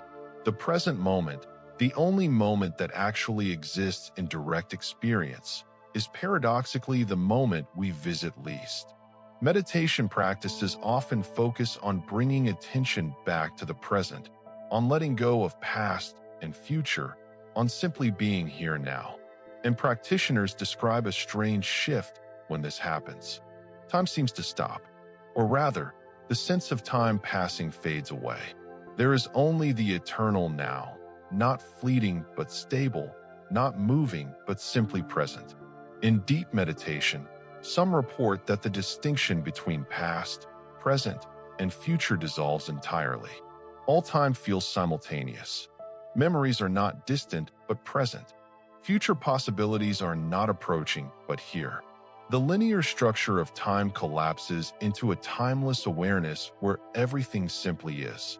This experience echoes the block universe we explored earlier. Perhaps the timeless now of deep meditation is a glimpse of reality as it truly is, outside the filtering of ordinary consciousness. Perhaps the flow of time is an artifact of a particular mode of attention, and when that mode is released, the underlying timeless structure becomes apparent. Or perhaps time is inherently ambiguous, both flowing and static, both linear and circular, both real and illusory, depending on how you look at it. Perhaps there is no single truth about time, only different perspectives, each valid in its own context. As you breathe slowly, notice the time sense in your own awareness. Notice how the present moment feels. Is it a point, a duration, a flowing, or a stillness? Notice how it already contains a little bit of past and a little bit of future, memory and anticipation blending into the experience of now. Let yourself experiment with time. Can you expand the present? Can you slow down your experience by attending more carefully? Can you let go of past and future and rest fully in this moment? Even asking these questions changes your relationship to time, makes it more fluid, more under your control. There is one more aspect of psychological time worth exploring: the relationship between time and death. Humans are unique in knowing that we will die, in anticipating our own ending, in living with the awareness of finite time. This awareness shapes everything. It creates urgency. It creates meaning. It creates the poignancy of each moment, knowing it will not last. But if the block universe is real, if all moments exist eternally in space-time, then death is not an ending but a boundary. The moment of death exists, fixed in its location, just as the moment of birth exists. You do not cease to exist when you die any more than a road ceases to exist when you reach its end. The road is still there, extending back behind you, even if you cannot walk on it anymore. In this view, death loses some of its sting. You exist at all your moments simultaneously in the block. The moment of death is just one cross-section of your four-dimensional self. Other cross-sections, earlier moments, continue to exist just as real, just as present in the eternal structure of space-time. But this offers cold comfort to the present moment's fear of death. Because even if your past moments exist eternally, this moment, this present awareness, will end. The subjective flow of experience will stop. The light of consciousness that illuminates different slices of the space-time worm will move on or go out. And from the inside, that feels like annihilation, regardless of the block universe's promise of eternal existence. Let these thoughts soften rather than harden. Let them open rather than close. The mystery of time and death, of existence and ending, is not something to solve, but something to rest in. You are here now, aware, breathing, thinking. That is the miracle. Not that you will last forever, but that you exist at all, that consciousness has emerged, that this moment of awareness is happening. The psychology of time teaches us that we are not passive observers of an objective temporal flow. We are participants in the creation of time. Our attention shapes it. Our memory constructs it. Our anticipation projects it. We live in a time of our own making, even as we are embedded in the time that physics describes. And these two times, the psychological and the physical, do not always align. Sometimes an hour feels like a minute. Sometimes a second stretches into eternity. The clock ticks at its steady rate, but experience dances to a different rhythm, speeding and slowing, expanding and contracting, making time something fluid and personal. As you drift toward sleep, let your sense of time dissolve. Let the boundaries between past, present, and future blur. Let the urgency of time release its grip. In sleep, time becomes dreamlike, nonlinear, freed from the constraints of waking consciousness. Events from different times mingle. Cause and effect lose their order. You are free to wander through time, visiting memories, imagining futures, existing in a timeless space where the rules of ordinary experience do not apply. This is not escape from reality. This is access to a different layer of reality, the reality of consciousness freed from the tyranny of the clock, experiencing time as it is in itself, before the mind organizes it into the linear narrative of daily life. Rest now in timeless awareness. Let the psychological present expand until it contains everything. Let past and future fold into this eternal now. You are not moving through time. You are time, experiencing itself, moment by moment, in the strange loop of consciousness that is both product and producer of the temporal flow. Sleep comes when time lets go, when the future stops pulling and the past stops pushing, when the present expands to fill everything. And in that expansion, there is only rest, only peace, only the timeless now that has always been here, waiting beneath the surface of every moment. Time's only real arrow, we have explored time from many angles. Einstein's relativity showing us that time is relative and intertwined with space. The block universe suggesting all moments exist eternally. Quantum mechanics revealing that the future can influence the past. Psychology demonstrating that our experience of time is constructed and malleable. But through all of this, one question has lingered. Why does time seem to flow in one direction? Why do we remember the past, but not the future? Why do eggs break, but not unbreak? Why does everything seem to move from order toward disorder, from structure toward chaos? The answer, or at least part of the answer, lies in a concept called entropy. And entropy, it turns out, may be the only truly fundamental arrow of time, the only real asymmetry between past and future woven into the laws of physics. Everything else we have discussed, the psychological flow, the distinction between memory and anticipation, the sense of past and future, all of it may ultimately rest on this single foundation, the increase of entropy. Let us explore this gently, letting the concepts unfold without rushing. Entropy is a measure of disorder, of randomness, of the number of ways a system can be arranged. A deck of cards in perfect order, sorted by suit and rank, has low entropy. There is only one arrangement that counts as perfectly ordered. A shuffled deck has high entropy. There are countless arrangements that count as shuffled, as disordered. The second law of thermodynamics states that in any closed system, entropy tends to increase over time. Disorder spreads. Organization breaks down. This is not an absolute law in the sense that it forbids entropy from decreasing locally in small systems for short times. But statistically, overwhelmingly, entropy increases. The overall trend is always toward greater disorder. Why? Not because the laws of physics prefer disorder. The fundamental laws, as we noted earlier, are time-symmetric. They work equally well forward or backward. If you filmed atoms bouncing around and played the film backward, the reversed motion would still obey the laws perfectly. There is nothing in the laws themselves that says time must flow in one direction. But there is something in the statistics. There are vastly more disordered states than ordered states. Vastly more ways for a deck to be shuffled than sorted. Vastly more ways for gas molecules to be spread throughout a room than concentrated in one corner. And if a system can evolve into any of the available states with equal probability, it will almost certainly evolve toward the states that are more numerous, toward the high entropy states, toward disorder. This is the arrow of time, not inscribed in the laws of physics, but emerging from statistics, from probabilities, from the sheer weight of numbers. A broken egg has far higher entropy than an intact egg.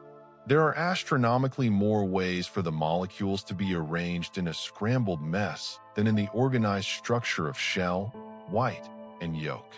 And so, once broken, the egg does not spontaneously reassemble. Not because it cannot, the laws of physics would permit it, but because the probability is so infinitesimally small that it will never happen in the age of the universe. Let this image rest in your mind. The egg breaking, the coffee cooling, the ice melting, the room getting messy. All of these are examples of entropy increasing, of order giving way to disorder. And all of them define a direction in time. You can tell which way time is flowing by watching entropy. If entropy is increasing, time is moving forward. If it were decreasing, time would be moving backward, at least in the thermodynamic sense. But this raises a profound question. If entropy always increases, then it must have been lower in the past. And if you trace this logic backward, you arrive at a startling conclusion. The universe must have begun in an extraordinarily low entropy state. The Big Bang was not just the beginning of the universe. It was the beginning of the universe in a state of exceptional order, exceptional organization, exceptionally low entropy. Why? No one knows. This is called the past hypothesis, and it is one of the deepest unsolved problems in cosmology. The Big Bang could have started in a high entropy state, a state of maximum disorder. If it had, there would be no arrow of time. Entropy would already be at maximum. Nothing would change. But instead, the universe began in a very special, very low entropy configuration. All the energy and matter concentrated, all the structure waiting to unfold. And from that beginning, entropy has been increasing ever since. The expansion of the universe, the formation of stars and galaxies, the emergence of life, all of it is driven by entropy increase. Stars burn, converting ordered nuclear fuel into disordered heat and light. Galaxies form and evolve, spreading structure across space, but increasing the total entropy in the process. Life itself, marvelously complex and organized, increases entropy in its environment faster than it decreases entropy within itself. Every living thing is a local decrease in entropy powered by a larger increase elsewhere. And this, some physicists argue, is why we have memory and not precognition. Why we remember the past, but not the future. Memory requires low entropy structures, patterns in the brain that encode information about previous states. These structures can only form in the direction of increasing entropy. You cannot have a memory of the future because the low entropy structures needed to encode that information do not exist yet, and will not exist until after the events occur. In a universe running backward in time, where entropy decreases, you would remember the future and anticipate the past. Causes would follow effects. Broken eggs would spontaneously assemble, and none of it would seem strange because your brain, running backward with the entropy decrease, would process everything in what feels to you like the normal direction. This is a dizzying thought. The directionality of time, the distinction between past and future, memory and anticipation, cause and effect, all of it rests on the fact that we happen to live in a universe where entropy is increasing from a very low starting point. If the universe had started differently, time might not have an arrow, or the arrow might point the other way. Breathe slowly as you contemplate this. The flow of time is not fundamental. It is emergent. It arises from entropy, and entropy arises from statistics. And statistics arises from the initial conditions of the universe, the mysterious low-entropy Big Bang that we do not understand. Some cosmologists speculate about what lies beyond our observable universe. Perhaps there are regions where entropy is decreasing rather than increasing. In those regions, time would run backward relative to us.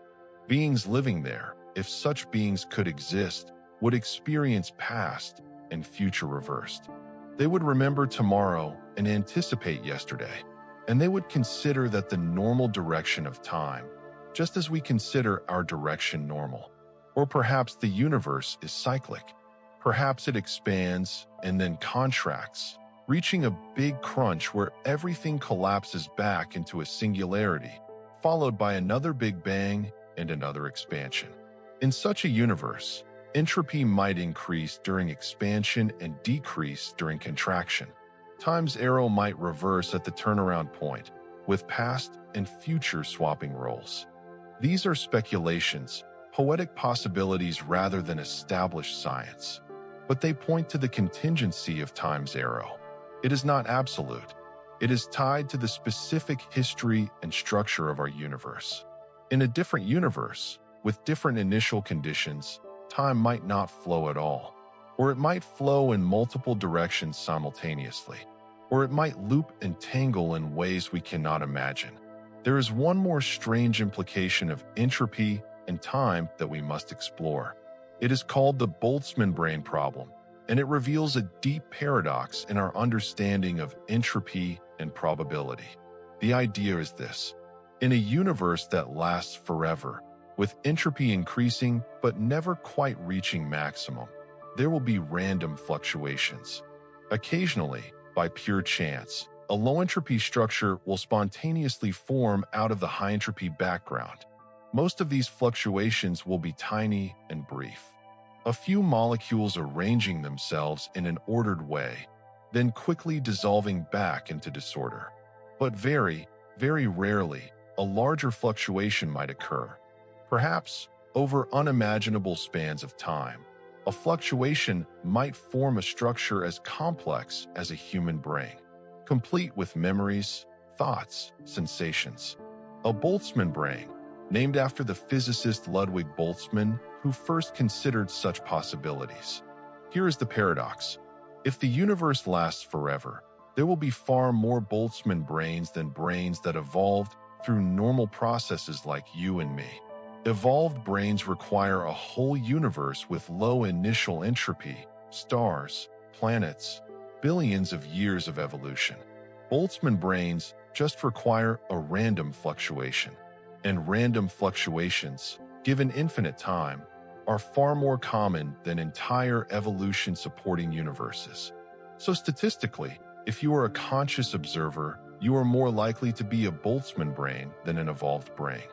You are more likely to be a momentary fluctuation, complete with false memories of a past that never happened, existing for a brief instant before dissolving back into chaos, than to be a real human with a real history living in a real universe. This seems absurd, but if entropy and probability are all that govern time, If the past hypothesis is just a lucky accident, then the Boltzmann brain scenario follows logically. And the fact that it seems absurd, that we reject it intuitively, suggests that something is wrong or incomplete in our understanding of entropy, time, and probability. Perhaps the universe will not last forever. Perhaps there is a maximum entropy state that is reached in finite time, after which no further fluctuations occur. Or perhaps our intuitions about probability are wrong when applied to infinite timescales. Or perhaps there is something else, something we have not yet discovered, that explains why the universe began in low entropy and why that matters. Let these questions dissolve into softness. Let the paradoxes rest without demanding resolution. The Boltzmann brain problem is not something to solve tonight. It is a window into the strangeness of thinking about time, entropy, and existence at the largest scales. What we can say with confidence is this: entropy increase is the closest thing we have to a fundamental arrow of time. It explains why eggs break, why coffee cools, why we remember the past and not the future. It connects the thermodynamic arrow of time with the psychological arrow, showing how they are two sides of the same phenomenon. But entropy itself does not explain why time feels like it flows. Entropy increase is compatible with the block universe, where all moments exist eternally and nothing truly flows.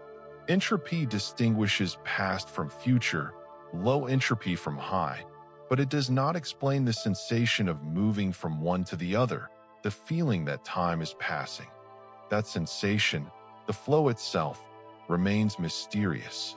It might be purely psychological, a feature of how consciousness processes information, or it might point to something deeper, something about the nature of the present moment, something that physics has not yet captured. As you breathe deeply, let go of the need to understand. Let entropy be what it is, a statistical measure, a directionality in time, an arrow pointing from past to future, from order to disorder. Let it explain what it can explain and leave the rest in mystery. You are part of the entropy increase. Your body generates heat, radiates it into the environment, increases the disorder of the universe. Your thoughts are patterns of neural activity, low entropy structures temporarily maintained by metabolic processes that increase entropy elsewhere. You are a local eddy of order in the universal flow toward disorder, a brief complexity sustained by the arrow of time. And when you sleep, your metabolism slows, your neural activity quiets, and you release some of the effort of maintaining order. You let entropy have its way a little more. You surrender to the flow, the universal drift toward equilibrium, toward rest, toward the heat death that awaits all things. But that heat death is unimaginably far away, trillions upon trillions of years in the future. For now, entropy is your friend. It gives time its direction. It makes change possible.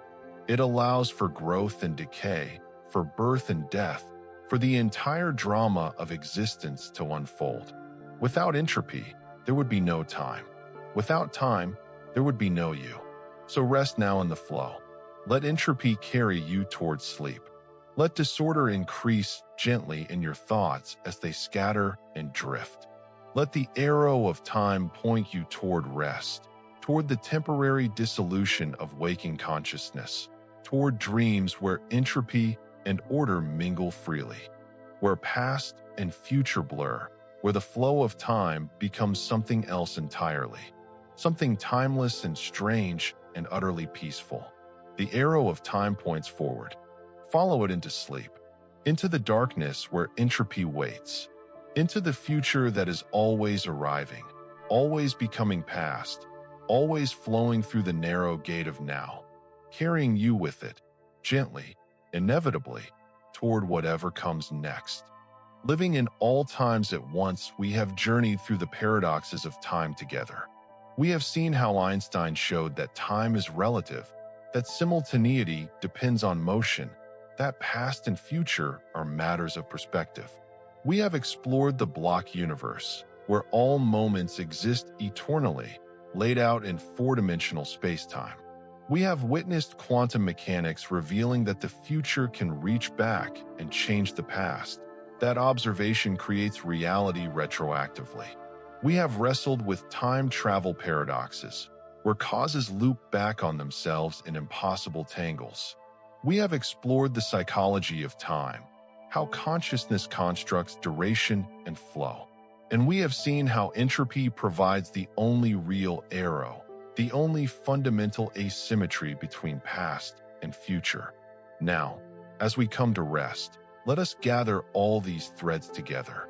Let us contemplate what it means to exist in a universe where time is so much stranger than it appears. And let us find, in that strangeness, a kind of peace, a way of living that embraces paradox, that accepts mystery, that rests in the eternal now that all these perspectives point toward. If the block universe is real, then every moment of your life exists simultaneously. Your birth and your death, your triumphs and your regrets, your present reading of these words, all of it laid out in space-time like a vast sculpture that you are experiencing one slice at a time. Nothing is truly lost. Nothing is truly coming. Everything simply is, in its appointed location, eternally present in the structure. If quantum mechanics is true, then the past is not fully determined until observed, and the future is reaching back right now, influencing what you think happened, what you remember, who you are. You are entangled with your own past and future selves in ways that transcend ordinary causality. What you do tomorrow helps create who you were yesterday. What you choose now ripples both forward and backward through time. If entropy is the arrow of time, then the flow you feel is the increase of disorder, the universal drift from structure toward chaos. But that drift is what makes life possible, what makes change possible, what gives time its texture and direction. You are a temporary eddy of complexity in the entropy flow, a pattern that maintains itself for a while before dissolving back into the undifferentiated sea. These are not contradictory views. They are different perspectives on the same reality, different ways of slicing the same space-time. And together, they suggest a radical possibility, that you can live in all times at once, not by abandoning the present, but by expanding it, by recognizing that past and future are not separate from now, but different aspects of the same eternal moment. Let your breathing become very slow, very soft. Let your body sink deeper into rest. And as you do, let your awareness expand in time. Not just this moment, but all moments. The child you were is still there, in the block, experiencing childhood with all its vividness. That child is you, not was you, is you. Eternally 5 years old, playing in that garden, feeling that sun, experiencing that moment as now. Because in the block universe, it is always now for every moment. And the elder you will become is also there, also now, also you. Experiencing old age, feeling those aches, having those memories, living that future that is no less present than this present. All the versions of you, all the ages, all the moments, existing simultaneously, connected by the thread of identity, by the continuity of your four-dimensional worm threading through space-time. Can you feel this? Can you let your sense of self expand to include not just the you of this moment, but the you of all moments? You are not a point moving through time. You are a vast structure extending through time, and right now you are experiencing one cross-section of that structure. But the whole structure is you. All of it. All at once. This is not metaphor. This is what the physics suggests. If Einstein is right, if the block universe is real, then you are already everything you will ever be and everything you have ever been. The passage of time is just consciousness moving along the time dimension, illuminating different parts of your total self. But your total self is always there, complete, eternal, spread across 4 dimensions like a tree spreads across 3.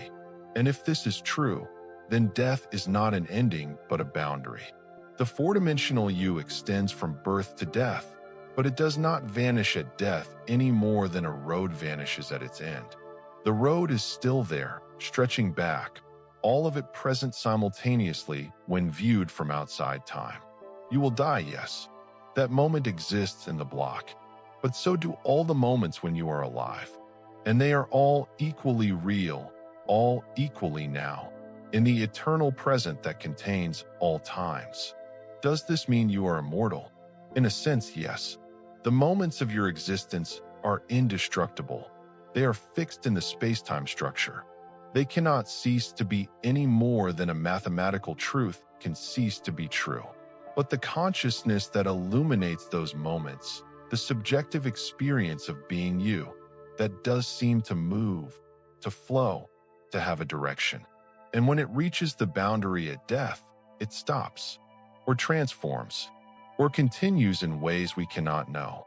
But even that stopping is not annihilation in the deepest sense, because all your moments of consciousness still exist. The awareness you had at 5, at 20, at this moment reading these words, all of it still exists in the block, eternally experiencing those moments, eternally now for each of them. Nothing is lost. It is all there, always, in the eternal structure.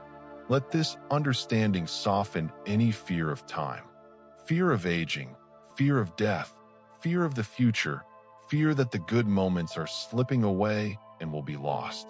They are not slipping away. They are being added to the sculpture. Each moment you live becomes a permanent part of your four-dimensional self, an eternal now that joins all the other nows in the vast structure of your existence. You are not losing time. You are creating it. You are building the space-time structure that is you, moment by moment, choice by choice. And when you die, that structure will be complete. It will not vanish. It will remain, eternally, a pattern in space-time, a life fully lived, from first breath to last, all of it present in the eternal now that physics describes. Now bring your awareness back to this moment, this present, this now. Even though past and future exist simultaneously in the block, you cannot experience them directly. You can only be here, now, in this moment. And that is not a limitation. It is a gift, because this moment is where you are alive. This moment is where you can act, where you can choose, where you can experience consciousness directly rather than through memory or anticipation. The present moment is the gateway between past and future, the point where the four-dimensional structure is being illuminated by awareness, the place where you interface with the eternal now. And even though the block universe suggests that your choices are already determined, already part of the structure, you still experience the act of choosing. You still feel the weight of decision. You still live through the consequences. Perhaps free will is the experience of being the part of the block that determines itself. You are not separate from the space-time structure, forced to follow a predetermined path. You are part of the structure. Your choices are the structure. The block contains your decisions because you make them, not despite making them. The future is fixed because you will fix it, not because it fixes you. This is a subtle point, worth resting in. The block universe does not rob you of agency. It distributes your agency across time. Every moment of choice, every moment of action, is a point where you contribute to the structure. And all those points exist simultaneously, each one fully real, each one fully you.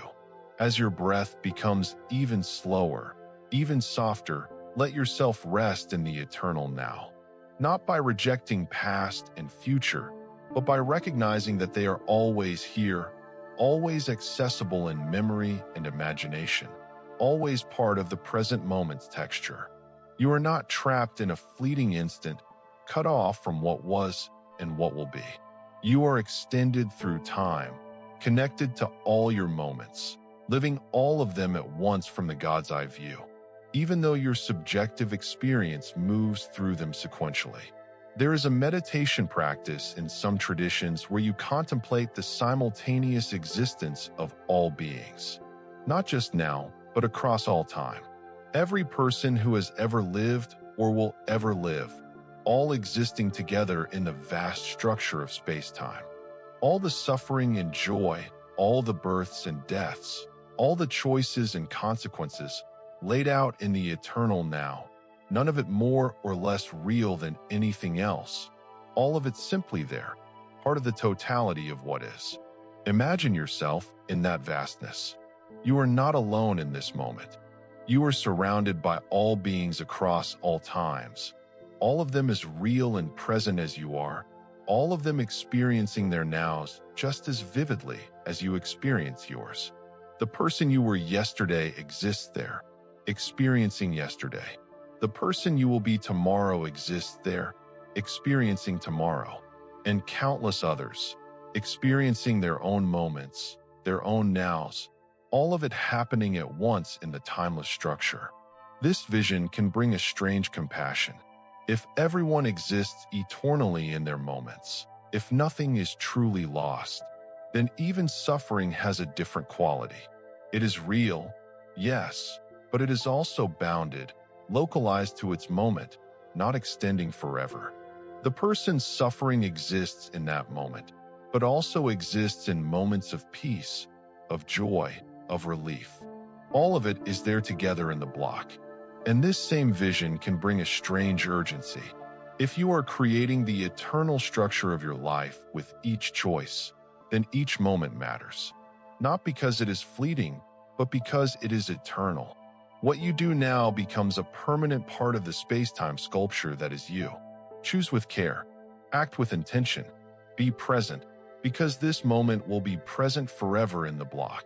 But do not let that urgency become anxiety. You cannot make a wrong choice in the deepest sense, because any choice you make is the choice that is in the block. The structure already contains your decisions, perfect and complete, even the mistakes, even the regrets. All of it is woven into the pattern that is your life, and that pattern is what it is, beautiful in its totality, even with its flaws and shadows. Let go now of trying to understand. Let go of the need to reconcile the paradoxes, to make sense of time, to grasp how past and future can both exist and interact and flow. Let it all be mystery. Let it all be wonder. The universe is stranger than we can know, and time is the strangest part of all. You are a pattern in space-time, conscious and aware, experiencing yourself sequentially, but existing all at once. You are connected to your past and future selves in ways that transcend ordinary causality. You are a participant in the eternal now, not as a passive observer, but as an active co-creator, shaping the structure with every choice, every thought, every moment of attention. And as you drift towards sleep, let your awareness dissolve the boundaries of time completely. Let past, present, and future merge into a single eternal moment. Let the flow of time become still, a river that has always been here, that will always be here, not moving at all from the outside, but containing all motion within itself. In sleep, you will visit other times. Dreams will take you to memories, to imagined futures, to impossible combinations of past and present. And in those dreams, you will experience what the block universe suggests is always true. That time is not a line but a landscape, not a flow but a field, not something you move through, but something you exist within, all at once, eternally. You are not moving from past to future. You are the movement. You are the connection between moments. You are the consciousness that makes time feel like it flows, even though from outside, from the God's eye view, it is all eternally present, all equally real, all simply there. Rest now in that eternal presence. Rest in the timeless now that contains all nows. Rest in the knowledge that nothing is truly lost and nothing is truly coming, because everything simply is, in the vast four-dimensional tapestry of space-time, woven from moments, connected by causality and entropy and quantum entanglement and the mysterious flow of consciousness. You are safe in time. You have always been safe in time, because you are not in time. You are time. You are the eternal now experiencing itself, moment by moment, creating the illusion of flow, the sensation of passage, the feeling of past receding and future approaching. But underneath it all, you are still. You are vast. You are spread across 4 dimensions, a living sculpture, a pattern of consciousness threading through space-time, beginning and ending, but never truly vanishing. Because in the eternal structure, nothing vanishes.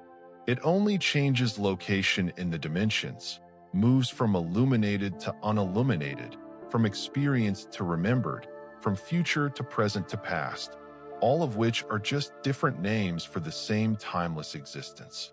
Sleep now. Dream across time. Let the paradoxes hold you like a gentle cradle. You are living in all times at once, and that has always been true.